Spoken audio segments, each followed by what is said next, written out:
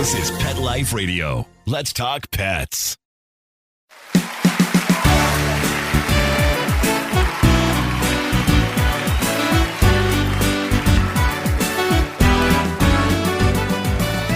Hey everyone, welcome to another episode of Groomer Humor on Pet Life Radio. First and foremost, we want to thank our producer Mark Winter and Pet Life Radio for giving us the opportunity to talk to you guys. And we want to thank each and every one of you for tuning into our shows. As always, we are your hosts. I'm Rudy V, along with Anthony Ray. In this episode, guys, we're going to be talking about my personal journey, our personal journey. A big thank you to everyone who was involved in my journey and everyone who is still involved in my journey in this big, beautiful grooming industry that we are in. We also have our very, very funny comment segment. We got all that and much, much more when we come back on Groomer Humor.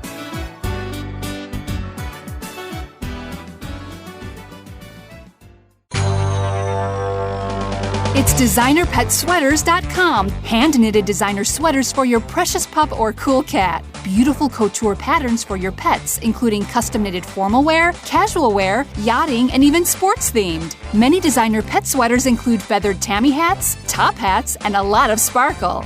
Each sweater includes leg loops, front paw sleeves, and leash opening. Visit DesignerPetSweaters.com to order your four-legged fashions today. Your pets will stay warm for the winter and be runway ready. Large or small, we fit them all. DesignerPetSweaters.com.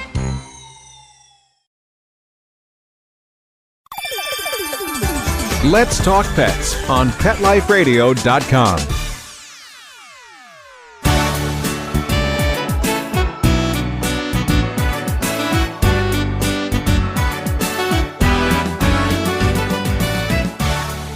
And welcome back to Groomer Humor, guys. As always, once again, we are your hosts. I'm Rudy V, along with my beautiful son, Anthony Ray. What a joy he is. Hi, Ant. Don't call me beautiful. Well, you're Ant, but you're precious to me. You're my boy. You're my boy. Man, honestly, when you came out, the womb, when you came out, I was that guy that was just bawling. I was crying. Yeah. And as you guys already know, we've mentioned in past episodes, our producer, Mark Winter, that's how we met. I've literally known Mark, since the day I was born. That's right. Since I exited the amniotic sac. It was just beautiful. I was crying. You were so cute. I have a quick question for you. Could you have said journey more times than you did in the intro? Jeez, man. They're my favorite band. My journey. They are a good band. My journey. Did I say it a lot? Yeah, you said the word journey like 6 times. Really? Jeez. No, I like it.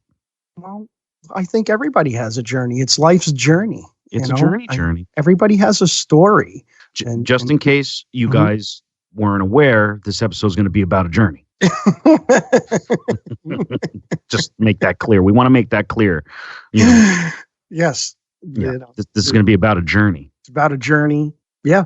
Well, a grooming journey, a grooming school journey, a lot of journey, a lot of people in my journey. And I that's what the show's about. I want to thank everybody that was a part of it, because I was one of those guys that was fortunate enough to work under these awesome groomers that taught me everything they knew, without holding back and being selfish in any way, shape, or form. They just offered up their knowledge and basically helped turn the entire industry into what it is today, and are still with us. Some of us anyway. Some of them are still with us today. And it just never left this industry, because as we've mentioned in the past, it's the type of thing that you start doing and you really just fall in love with and you can't stop. It's a huge part of my life. Everything I have is because of dog grooming. Dog grooming. That's right. Me too. It's been my life since I'm 18 years old. And I was fortunate enough. My story, I've mentioned this in one of our earlier podcast episodes, but, as you guys know, I grew up in North Jersey, not the worst place in the world to be raised, but certainly not the best. Tough life, not a whole lot of money and things like that. And, you just inevitably get caught up in the wrong crowd. I was part of that wrong crowd. Not to say it wasn't a lot of fun, though. Oh, sure.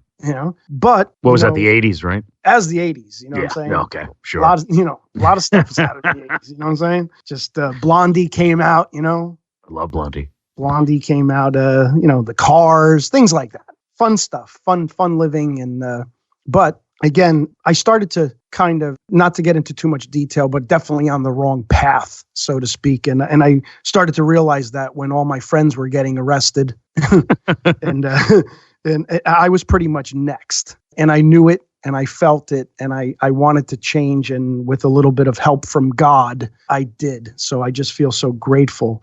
With that being said, I just also wanted to, again, say thank you to the people who were part of that journey, because it was kind of like leaving the past behind me. And I decided one day, I'll be honest, I got so severely depressed at one point that I literally had to come up with something. And at the time, I had a dog, and his name was Nookie. And I got him when I was 17 years old from a high school friend of mine. And I just took care of this dog, but I found out later that he was severely epileptic. And it was a problem. And I didn't even know what was wrong with him. And I didn't have any money. And I finally saved up enough money and brought him to the vet, where I found out that he was epileptic.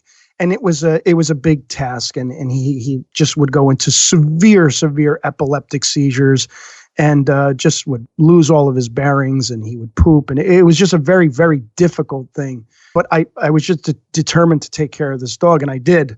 And that's kind of how I started grooming, because I was afraid to bring him anywhere. So I would clip his nails and just bathe him. And I loved taking care of him. And when he would have a seizure, he would, again, like I said, he would just poop on himself. So I was forced to kind of clean him. So it really became part of my life. He didn't live long either.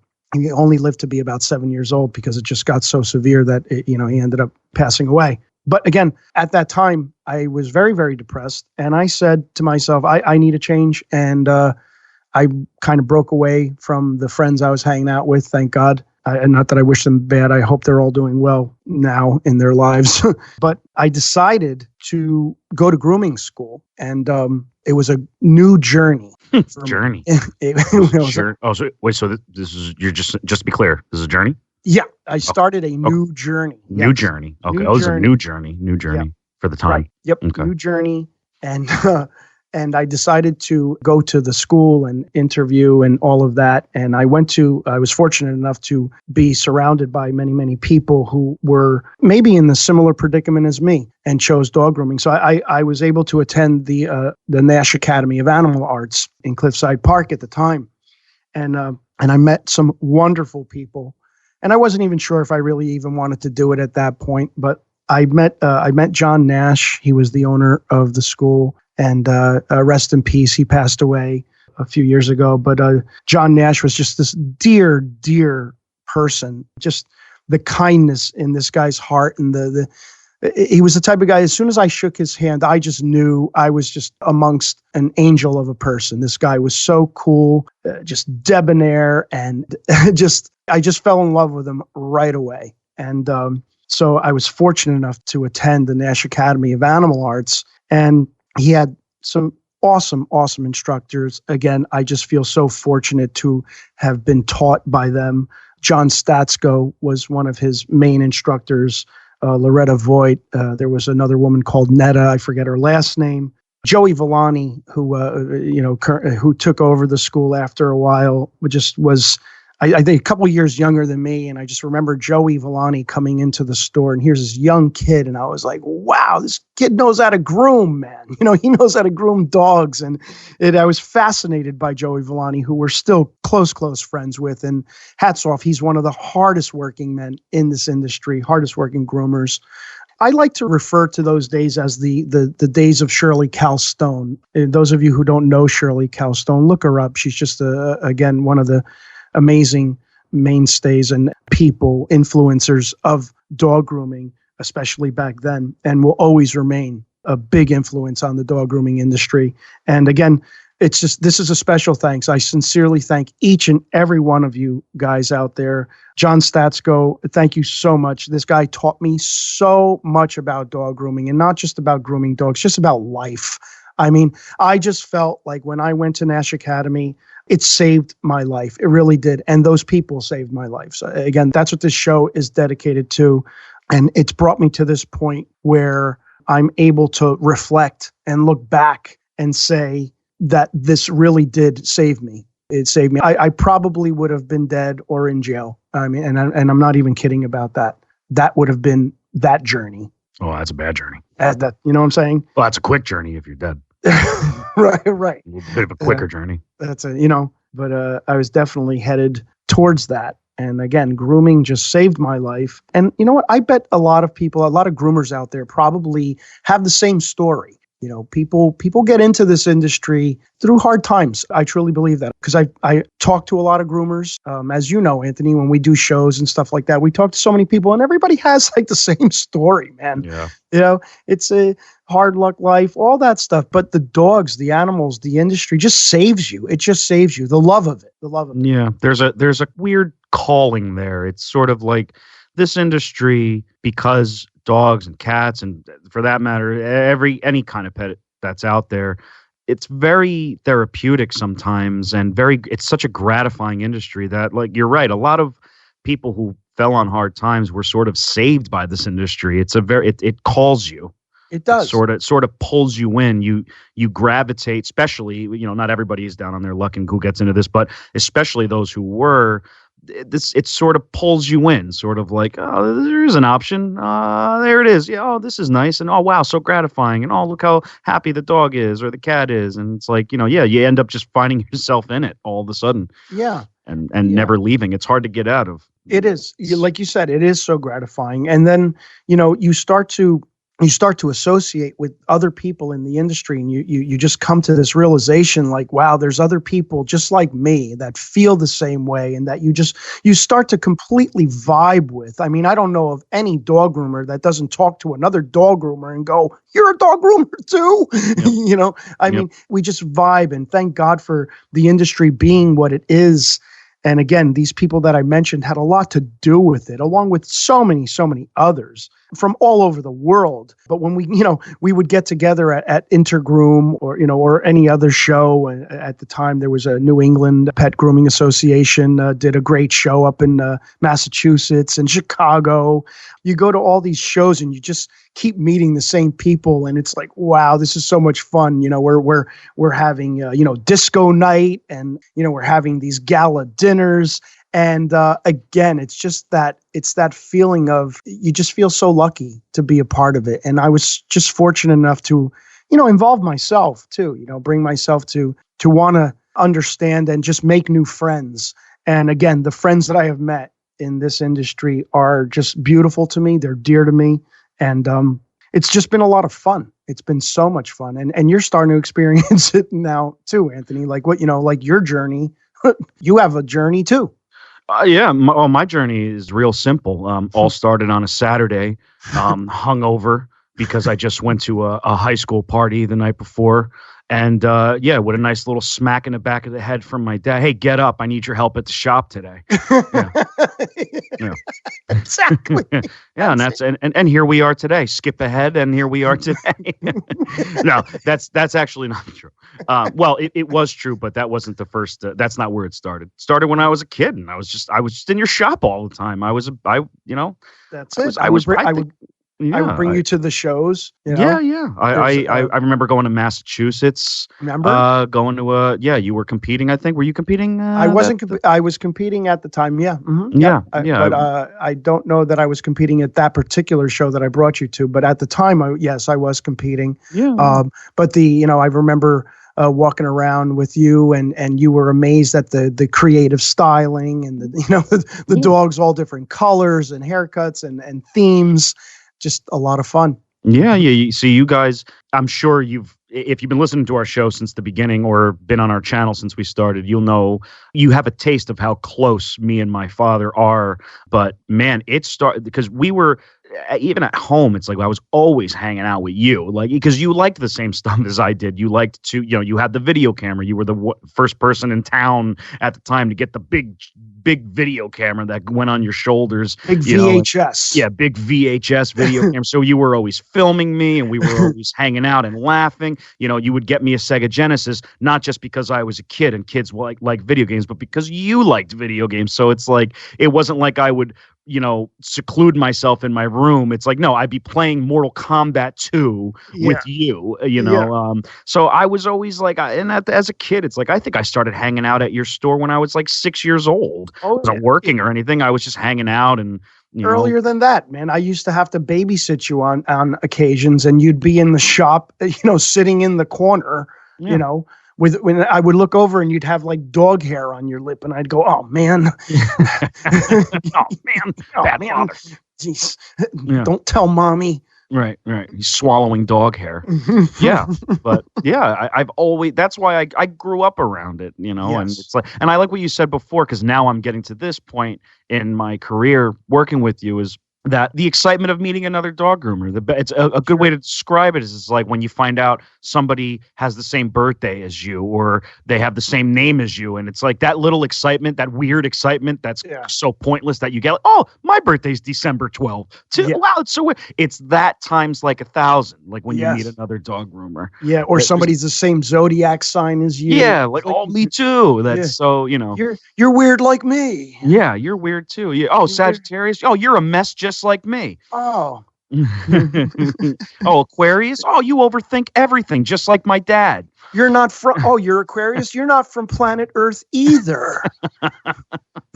So yeah, you know what? There's a picture of you when we were up in Massachusetts, and you were riding a little U-boat with 2 standard poodles that were about to go onto the grooming table and into the show ring for a creative styling. And there's a picture of you. Because they were the standard poodles were on the little dolly being wheeled into the banquet room for the competition, and you were sitting there with them, and they were just like staring at you. It's funny. I literally I've just grown up around so many dogs and cats. We had so many, and I remember all of them. And like I've never not had a pet. Like the biggest gap was recently, before I got my cat Dante, was after we lost the pug that we had. It was like a 2-year, I think 2-3 year period without a pet. It just doesn't feel right. I don't know. It's strange. Like, cause I didn't even have a fish in between, like I don't know. It's all I know. I don't know life not having a pet, not having to take care of a pet. It's just it's in my blood. It's in our DNA. It's all it's all you've ever done. It's all I've ever done, and I'm damn proud of it. Me proud too. Of it. I Me love too. it. I love it. It's all I know. It's all I know. It's all I want to know. And again, that's what this show is about. I'm just so grateful. And again, what's your journey? Any groomers out there? I'm sure you have a journey. Share it with us. Write a comment. Let us know. How you became a dog groomer. Did you set out to be one? Did it just fall in your laps? Whatever. We want to hear from you guys. Share your story. Yeah, we love. That's why another shout out to one of our subscribers on YouTube, CD. Every time we post a video, and these are the and best Stacy, kinds. CD, yep, and Stacy. Stacy's been there forever. CD, you guys, like every time we post a video, you share a thought, and like it's sometimes like you share a quick little story about how it helped you or how you do it or whatever, and it's just a great conversation to have because you're groomers too. That's and exactly. Our channel's not just for the do-it-yourselfers at home; it's also for professional groomers, and you guys are pros, and you've gotten your careers rolling with it, and it's just great. We love it. To have an outlet to talk about something that we just live our lives by, we live our lives doing, is so much fun, and we can't wait for it to keep growing too, because there's a lot of you out there. Exactly. That's what I mean. Like, we're able to touch base with fellow groomers, and CD will often leave a comment like, I'm so glad you said that. That just happened to me, a Saturday or something, so it's like, we love being able to share our daily stories, even in the grooming shop. And again, it's just, it's so much fun. And it's not just groomers. It's just everyone, it's rescue workers, It's all of the what was it, World Dog Expo. It's all of the vendors. It's just grown so much. It's not just groomers. It's all of the industry in itself has grown and has united or is uniting. And I hope that we are a part of the reason why. Yeah, I'd like to play a role in that. And it's just the same. It's so worldwide. Yeah. It's so worldwide. Early on in our podcast, we had Amy on from the UK, and we were just chatting it up with her. We were pretty new to this, and we were just having so much fun. And it's just funny because outside of different breeds being more popular in different parts of the world, her stories were just, we could relate to everything. Grooming is just so across the board, worldwide. It's hilarious how similar stories can be from different grooming shops. It's just like, there'll never be a point where you've seen everything as a groomer, but it's like, you know what I mean? Everybody's stories are so funny and so similar, and just, I don't know. I just love it across the board, pet owners and groomers alike. We love hearing all the stories. We love telling all the stories. Yeah. We love all you guys. Journey. I feel like we haven't said that in a while. Journey. Journey. Journey. Oh, Journey. Journey. Oh, it's a journey. It is. You know what? You guys should actually journey out to some of the shows. Have some fun with it. You groomers, I know you're busy, but you know what? Put some money aside, attend some of the grooming shows or any of the other shows available now. You got the World Dog Expo. If you're up in the Jersey area, definitely check out World Dog Expo. Yeah, that's coming up in, I think they usually do it in June. Yeah. Like early June. We'll be there. Something like that. Yeah, we're going to be there. Definitely. We'll be there, visit Alex Robertson, who's, coordinates it, along with Joey Villani, Barclay, that whole group.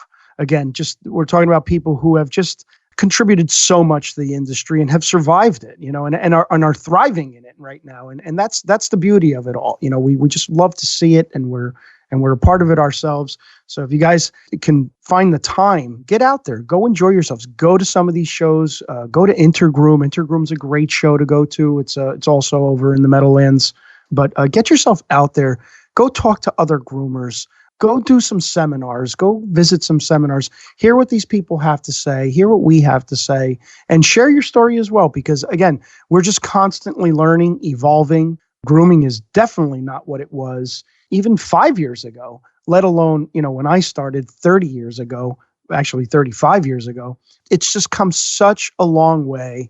And, but you know what? The journey remains the same.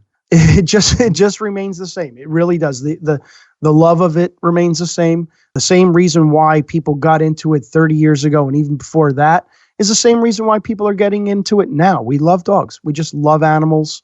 And again, get yourself out there. Have some fun. These shows are so much fun. They have just, it's a party. It's just a party. Oh, yeah. The vibe there is just there is so much passion and love and cuteness. Remember the first time we went to World Dog Expo, the very first time we ever met Alex and all of them, there was a girl, she came up to us crying, bawling her eyes out while we had stopped to meet one of the people who was attending their dog, and we were petting them. And a girl comes running up to the dog that we're saying hello to, bawling her eyes out because sobbing. And I mean sobbing, guys, like ugly face crying. We thought something was wrong. Yeah, we thought that oh my God, what's the matter? And she was just sobbing, and she said, I can't take it anymore. I have to touch a dog. She was so overwhelmed by the amount of dogs, and because they're all so sweet. Nobody's going to bring a dog that's not good with people to an expo, so don't worry. It's like everybody brings their friendly dogs. It's all friendly dogs, and she was just. It was the funniest thing, and it was so heartwarming. Exactly. Just to be around that, it's just I love it. I'm so happy that this is the industry that we ended up being a part of. Doing it with my dad is just a bonus. But grooming in itself, the pet industry, because we need each other. Pet owners need dog groomers, and dog groomers need pet owners. You can't have one without the other. Which is great. Becomes what came first, the chicken or the egg kind of thing. I don't know. Yeah. But you can't have one without the other. Right. You need somebody to groom your dog. You need, even if you're doing it at home, you need somebody to show you how to do it at home. It's kind of like we need each other. We do. Absolutely. It's kind of like what came first, my dad's yellow teeth or his bald spot, Yeah, it's up for debate. What came first? Yeah, or it could have been simultaneous. You never know. That's exactly. A bad day. Yeah. Either way. Yeah. It's a reality. Right. Talk about Jekyll and Hyde. Yeah. Part of my journey. Yeah, it's just part of the journey, man. Part of the journey.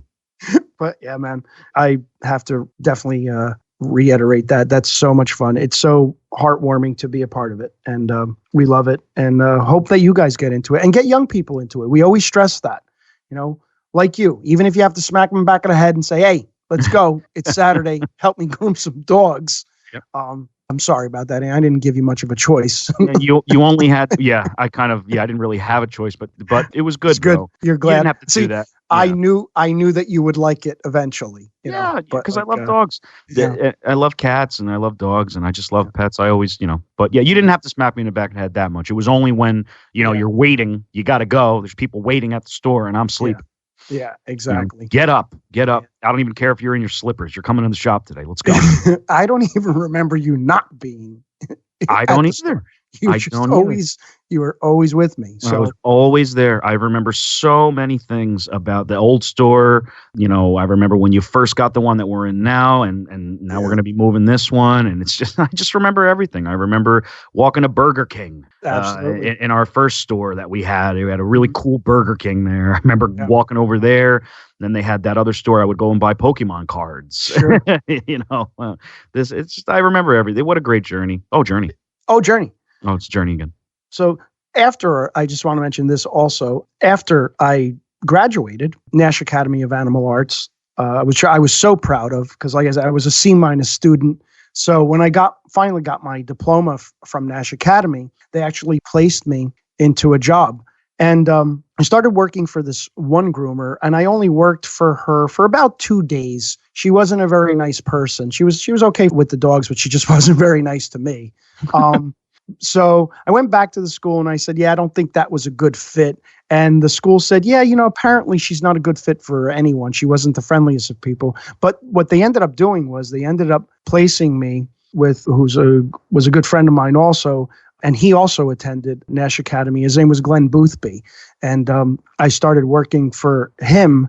And we were just a great mesh. And talk about learning. This guy taught me.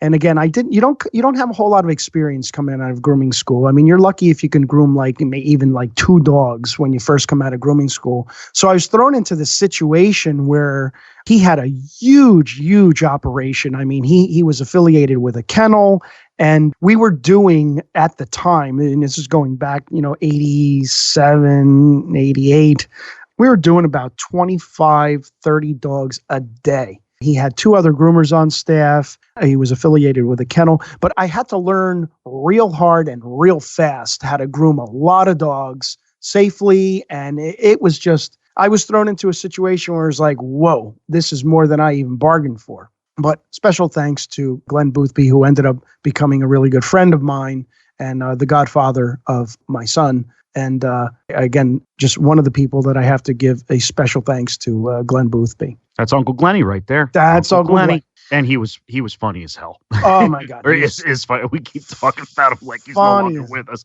He's funny as hell. I don't know. He's also battling hernias. He's got a hernia. He's got a nice little Audi going. Yeah, he's been, and again, this guy has been working his tail off in the industry and a lot of other things. I mean, Glenn is just a very, very hardworking guy. And I learned so much from him that, again, just a heartwarming special thanks to Glenn, who, just helped me continue the journey. Yeah, the journey. Glenn's son Adam just had a baby not too long ago. Yep. Adam calls me Uncle Roo. Again, with our children, Adam was pushed into the industry too, and worked for Uncle Glenn at age 3. He was always I met Adam when he was 3, and he just always considered me his family. And again, that's what this is about. It is a family, and we just love doing it. We know you guys love doing it. Again, we want you to share your story with us. With that being said, why don't we go to break, Anthony? And we're just going to come back with our funny comment. I don't know how funny this is. When we come back, we'll read it to you.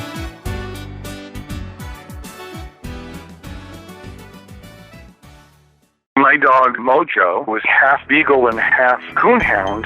He ate everything in sight. He would swallow things whole, including a chicken carcass, a bird nest with a bird in it, and assorted stones and sticks. We had to take him to the veterinary emergency room. After surgery, Mojo had skin issues. He was constantly itching and scratching, chewing on his feet, and chewing the hair right off of his legs, being irritated, lethargic, and just not the same dog. DINOVITE.com. When we put him on the Dinovite, he took right to it. All of these symptoms disappeared. Dinovite is nutrition. If you want the dog to be healthy, you got to feed it something healthy. Something that he actually likes to eat. You need to put him on Dinovite. Dinovite for life. If you love your dog, you don't just want him healthy, you want him to be happy. You won't believe how happy your dog will be. DINOVITE.com.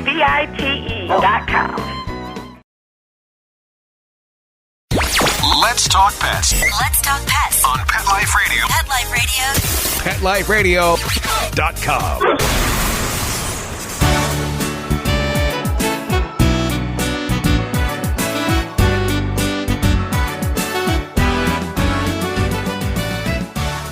Welcome back to Groomer Humor on Pet Life Radio. We are your hosts. I'm Anthony Ray, hanging out with my dad, Rudy V. We're talking about journeys, just journeys. Talking about my dad's journey from Nash Academy to now, my journey from being hungover after parties, and my dad smacked me in the back of the head. I need some help at the shop today. Get your ass in gear, put the slippers on, and and just our overall warmth and love for our business here, for the industry that we're a part of, and all of that, and just loving you guys and sharing stories, and we love it. We love dog grooming. We love you guys. We love everybody who's made this possible for us both together and apart throughout the years, and everybody who's been involved. We love all of you, our listeners, our subscribers, everybody. And Yep. Just thank you. A big thank you to everybody. We love doing the show for you guys, and reading stupid comments that people send us. That's it. We have to go to our comments. We get them all the time. We just get comment after comment. Some we delete, some we don't. But yeah, this is coming off of our ear cleaning video on our YouTube channel, Grooming by Rudy. If you want to check out our YouTube channel, just go to Grooming by Rudy on YouTube. But this is coming off of our ear plucking and cleaning video, which we have a lot of views on. So this one gets a lot of attention. But the comment is, I'm a professional. I don't have a dog, but if I had a dog, I wish it would bite you. All right. So this one, at first glance, doesn't seem like much. But when you read into it a little bit, I don't have a dog, but if I had a dog, I wish it would bite. That's premeditated. Yeah. That's thinking like in advance. I don't have one, but if I ever get one, I hope it bites you. You know what I'm saying? That's planning ahead. That's planning ahead. You know? So, man. Yeah. It's okay. Yeah. But why? Are you in the Jersey area? And if so, don't do that. Yeah. Right. Yeah. Because if they are in the Jersey area and they track you down, now they get a dog. Now they hope it bites me. I wish it would bite you too. I wish it would bite. They're not even certain that it's going to, but that's how much intent. I wish it would. I just wish it would bite you. Right. Yeah. What a I'm sorry. What a jerk. What a jerk. Why would you say that? That's not nice. That's it's funny because a lot of the comments that not a lot of the comments, but the comments that we read on the show that are funny, why are they like some people like just want you dead? Mm-hmm. You're sitting there teaching them how to clean their dog's ears so that there's not an infection. Oh, screw this guy. I want him dead. Well, okay. Well, then enjoy the ear infection. You jerk. Yeah. Yes. And I wish that your dog doesn't bite me. Okay. So, how about that? Now we wish against your wish. Yeah. There you go. Offset it. I combat you who wish against your wishes. Yeah. So, before we go, just to let anybody out there know, if you do ever start a YouTube channel, expect some weird stuff coming your way. And we're going to be the better person here. I hope that if you do get a dog, I wish that it doesn't bite you. How about that? Okay. See, because I'm going to be the bigger person here. I wish it doesn't bite you. Yeah. You take the high road and we'll take the low road. Road. We'll be in Scotland before ye. What? I don't know. I think that's the perfect way to end the Dude, show how about, for some reason. I don't know. Yeah, how about, come and knock on our door.